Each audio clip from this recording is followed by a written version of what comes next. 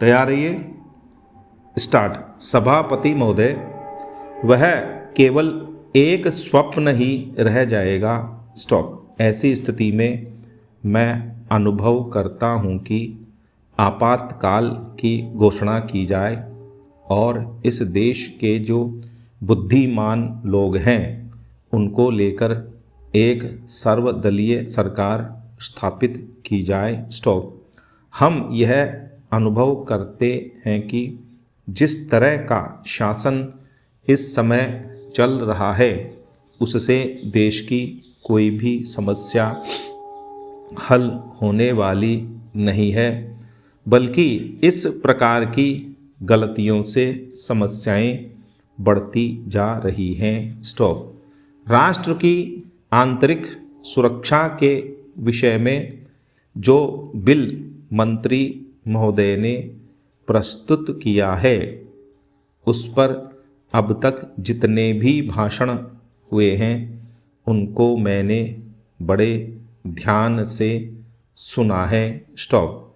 माननीय सदस्यों ने व्यक्तिगत स्वतंत्रता की लपेट में बहुत सारी बातें कही हैं और हमारे दल की ओर इशारा करते हुए कहा कि हम भी इसके औचित्य के संबंध में फिर से विचार करें। स्टॉप। मैं जहां तक समझ पाया हूं हमारे गृह मंत्री जी को इस बिल को प्रस्तुत करने में कोई सुख नहीं हुआ, बल्कि वर्तमान परिस्थितियों को दृष्टि में रखते हुए उनको दुख हो रहा है। स्टॉप।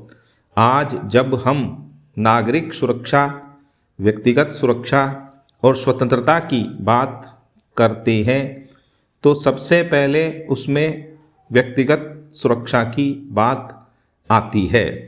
प्रत्येक नागरिक इस राष्ट्र की अपनी सत्ता में रहकर सुरक्षित रहना चाहता है। स्टॉप।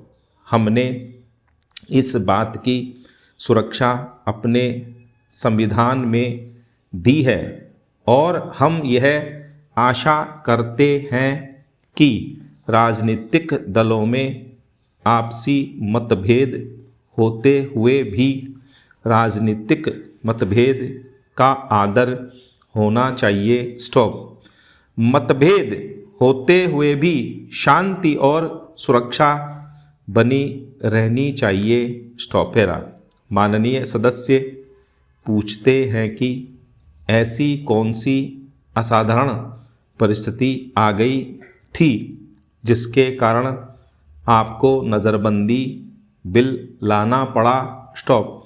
मैं आपसे कहना चाहता हूं कि क्या ही अच्छा होता यदि नेहरू जी की उस बात को जो उन्होंने लोकतंत्र के संबंध में बहुत वर्ष पहले कही थी आज भी स्मरण रखते। स्टॉप। उन्होंने एक बार कहा था कि लोकतंत्र के संचालन और दायित्व निर्वाह में अगर किसी प्रधानमंत्री को बार बार पीछे मुड़कर देखना पड़े कि कोई छुरा तो नहीं भौंक रहा है, यह कोई अच्छी बात नहीं है। यदि कोई परिस्थिति देश में पैदा हो जाए, सांप्रदायिक दृष्टि से देश के विभिन्न स्थानों पर सांप्रदायिक दंगे हो रहे हों, उनका सामना करते हुए यदि हम जनता को सुरक्षा दे सकें तो फिर किसी बिल की आवश्यकता नहीं है। स्टॉप।